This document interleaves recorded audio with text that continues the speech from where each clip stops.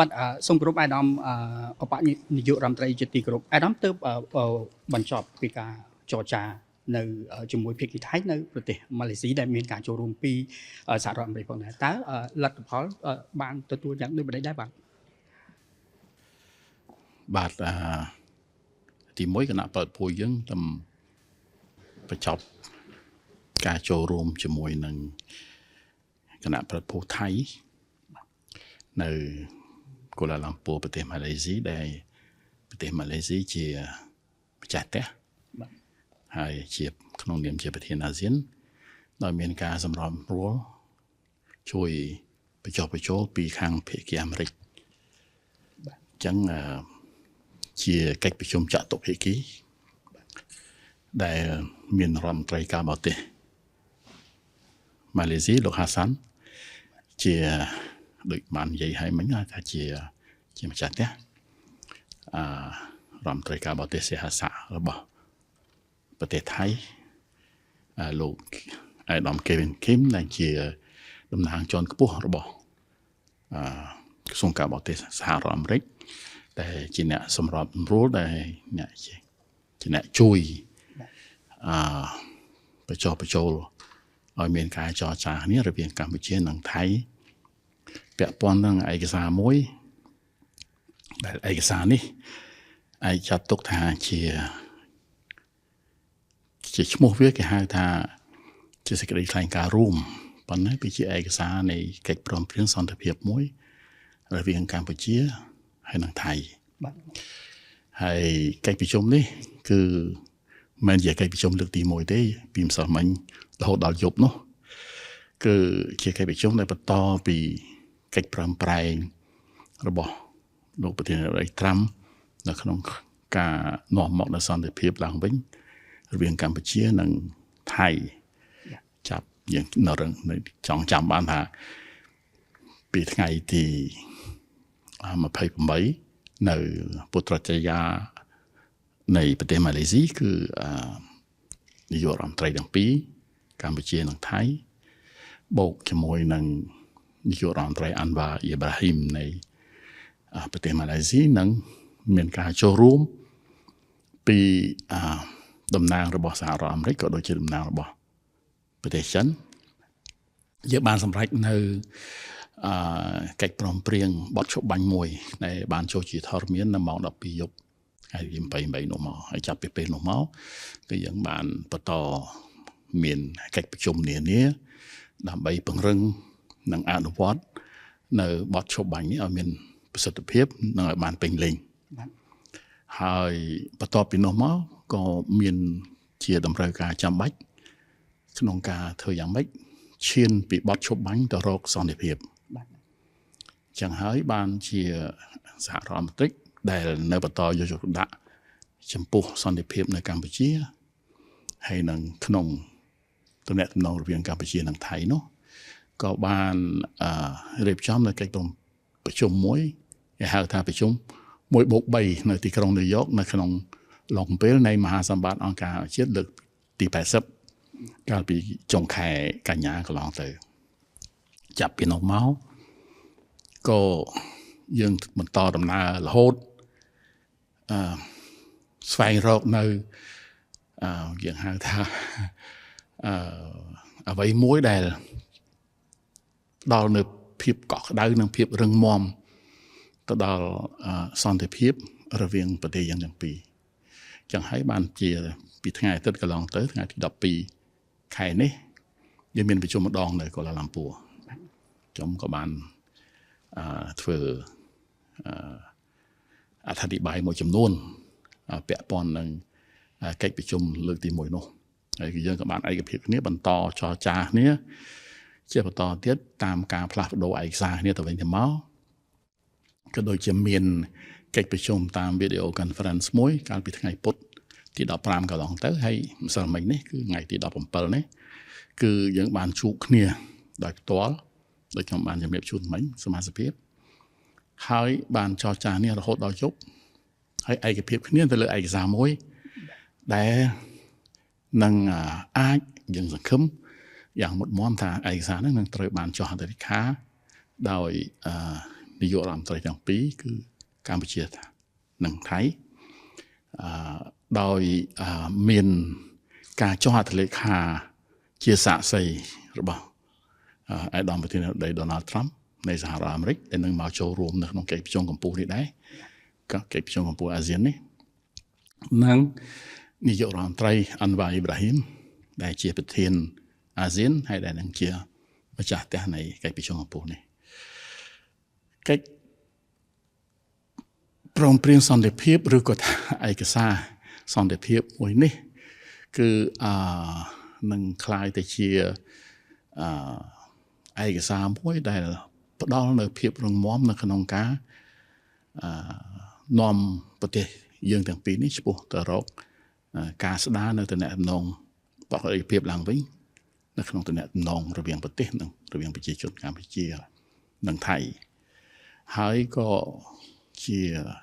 ដំណើរឆ្ពោះទៅរកកិច្ចសហប្រតិការរស់នៅដោយសន្តិវិធីរវាងអ្នកជិតខាងជាមួយគ្នាហើយក៏នឹងបង្កើតនៅយ៉ាងហៅថាឱកាសកាលានុវត្តភាពនានាដើម្បីឲ្យប្រទេសទាំងពីររបស់យើងរស់នៅដោយសុខសន្តិភាពជាមួយគ្នានិងមានវិបុលភាពជាមួយគ្នាបាទអាដាមតាមរយៈកិច្ចការងារជាច្រើននេះតើអ្វីជាជំហានបន្ទាប់សម្រាប់ភាគីទាំងពីរកម្ពុជាថៃបាទឥឡូវជំហានបន្ទាប់វាក៏នៅមានចែងនៅក្នុងកិច្ចព្រមព្រៀងសន្តិភាពនេះដែរក្រៅអំពីការបញ្ជាក់អះអាងសារជាថ្មីអំពីការបដិញ្ញាចិត្តរបស់ប្រទេសយើងទាំងពីរនៅក្នុងការគោរពនៅបទឈប់បាញ់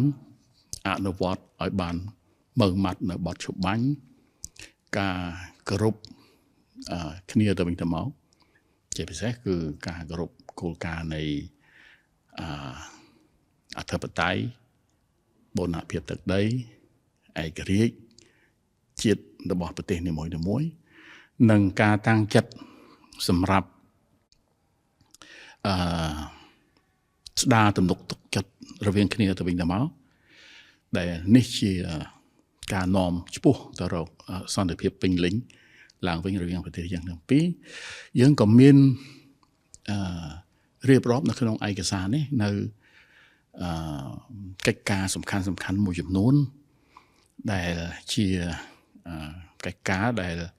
ដូចបានជំរាបជូនហើយពង្រឹងនៅទំនុកចិត្តនិងស្ដារទំនាក់ទំនងប្រកបដោយភាពឡើងវិញរវាងប្រទេសយើងទាំងពីរក្នុងនោះមានឧទាហរណ៍ដូចជាការស្ដារទំនុកចិត្តការស្ដារទំនាក់ទំនងការទូតជាមួយគ្នាឡើងវិញនេះគេថាធ្វើនាំគ្នាធ្វើការឆ្ពោះទៅរកការស្ដារទំនាក់ទំនងការទូតរវាងប្រទេសយើងទាំងពីរឡើងវិញព្រោះយើងកន្លងទៅយើងបានទម្លាក់កម្រិតទំនាក់ទំនងការទូតមកត្រឹមថ្នាក់លេខាធិការរបស់ស្ថានទូតការរួមគ្នាសហការគ្នាដើម្បីប្រយុទ្ធប្រឆាំងនឹងអក្រិតកម្មឆ្លងដែនជាដើមក្នុងនោះក៏មានបញ្ហា online scam ដែលជាបញ្ហាធំសម្រាប់ប្រទេសយើងទាំងពីរការបោសសម្អាតមីននៅតាមព្រំដែននៅកន្លែងណាដែលអានោះវាចូលក្នុងភាពលំអិតវាមានក្រុមការងារដែលសម្របសម្រួលនឹងធ្វើការកំណត់ថាតំបន់ណាត្រូវដោះតំបន់ណាដោះមុនតំបន់ណាដោះក្រោយអីចឹងឡាក់ហើយសំខាន់មួយគឺការដកអាវុធធនធ្ងន់ទាំងឡាយពីព្រំដែនដើម្បីបញ្ជូនទៅកាន់មូលដ្ឋានទ័ពរបស់ខ្លួនរៀងៗខ្លួនវិញដើម្បីកាត់បន្ថយនៅភាពតានតឹងនៅតាមតំបន់ព្រំដែននេះហើយ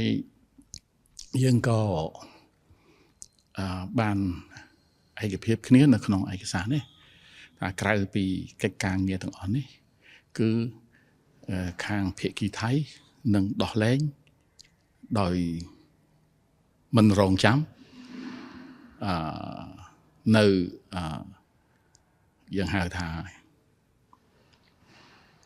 ទាហានរបស់យើងទាំង18នាក់ដែលត្រូវចាប់ខ្លួនតាំងពីមួយថ្ងៃក្រោយបាត់ឈប់បាញ់ចូលជាធរមានដែរហើយអញ្ចឹងក៏មានវិធានការមួយចំនួនទៀតដែលចែងនៅក្នុងហ្នឹងជាពិសេសការដោះស្រាយតំបន់ព្រំដែនដោយសន្តិវិធីការគោរពនៅគោលការណ៍មិនប្រើប្រាស់កម្លាំងដើម្បីដោះស្រាយបញ្ហាចំនួនផ្សេងហើយក៏វិជាអាសាជាថ្មីនៅការបដិញ្ញាចិត្តរៀងខ្លួន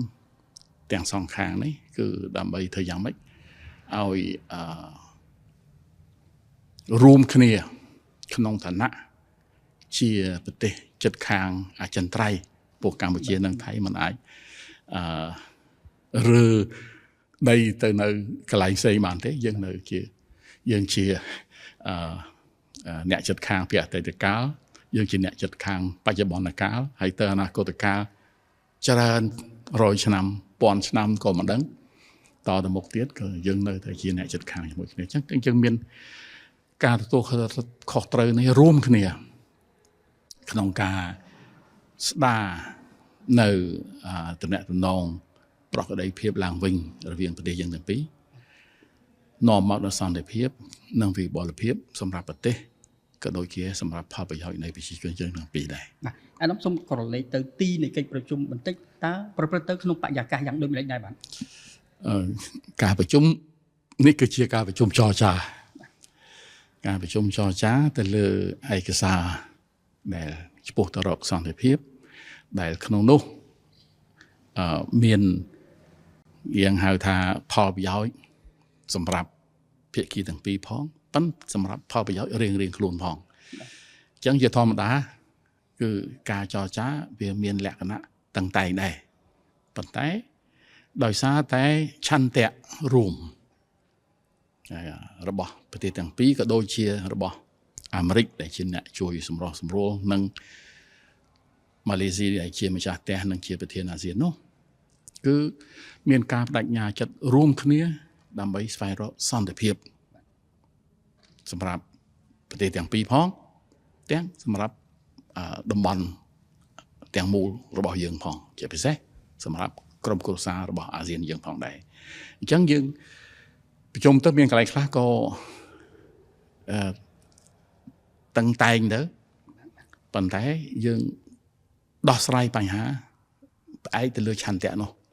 ហើយខ្ញុំអាចនិយាយបានថាគ្មានអ្នកណាស្គាល់តម្លៃសន្តិភាពជាងកម្ពុជាទេគ្មានអ្នកណាដែល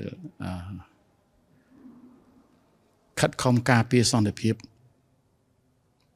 ជាងកម្ពុជានោះទេពីព្រោះយើងធ្លាប់រងទុក្ខវេទនាដោយសារសង្គ្រាមដោយសារការបំផ្លិចផ្លាញយ៉ាងច្រើនហើយចឹងហើយបានកម្ពុជាបានចាត់ទុកថាសន្តិភាពគឺជាទ្រព្យសម្បត្តិដែលមានតម្លៃបំផុតសម្រាប់ប្រទេសយើងអញ្ចឹងក្នុងស្មារតីនេះក្នុងឆន្ទៈនេះ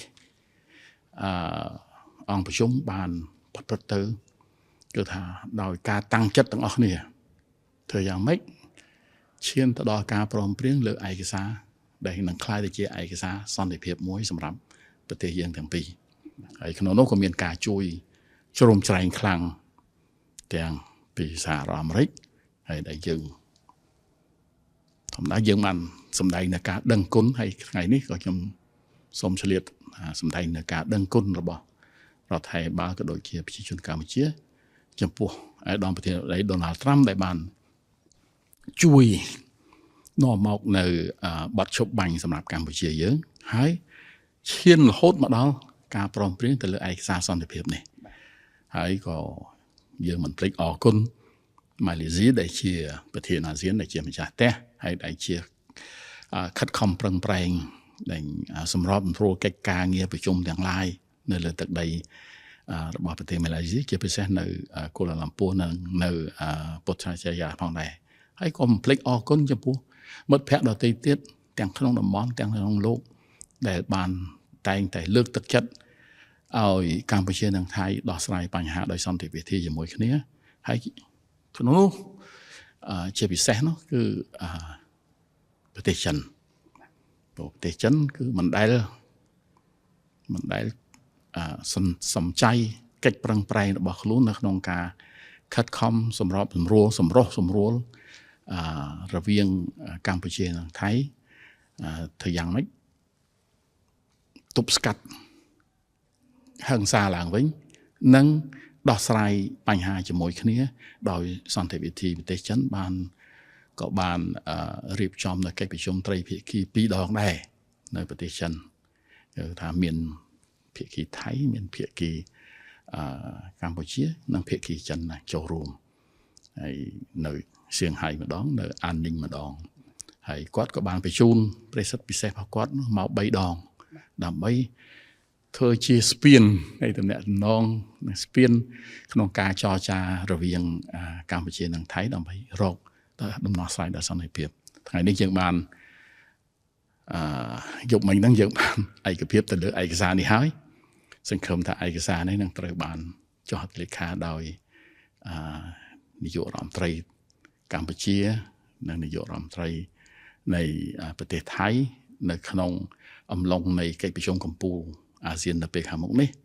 ដោយមានឯកឧត្តមប្រធានាធិបតី Donald Trump ជាសាក្សីនិងឯកឧត្តមនាយករដ្ឋមន្ត្រី Anwar Ibrahim នៃប្រទេសម៉ាឡេស៊ីក៏ជាសាក្សីផងដែរអញ្ចឹងវានឹងបើកនៅទំព័រថ្មីសម្រាប់ទំនាក់ទំនងរវាងកម្ពុជានិងថៃហើយខ្ញុំក៏សូមឆ្លៀតឱកាសនេះចង់ជម្រាបជូនដែរថាលទ្ធផលដែលយើងបានមកនេះក៏ដោយសារតែមានការដឹកនាំណែនាំជាប់ជាប្រចាំការដោះស្រាយបញ្ហាផ្សេងការឆ្លើយតបនិងការនាំផ្លូវឆ្ពោះមកកាន់សន្តិភាពពីសំណាក់សម្ដេចតេជោហ៊ុនសែនដែលជាប្រធានប្រសិទ្ធិនិងជាប្រធានគណៈបកប្រជាជនក៏ដូចជាសម្ដេចអធិបតីហ៊ុនម៉ាណែតដែលជានាយករដ្ឋមន្ត្រីនៃប្រទេសកម្ពុជាយើង សូមគោរពអរគុណអ្នកនាំបាទ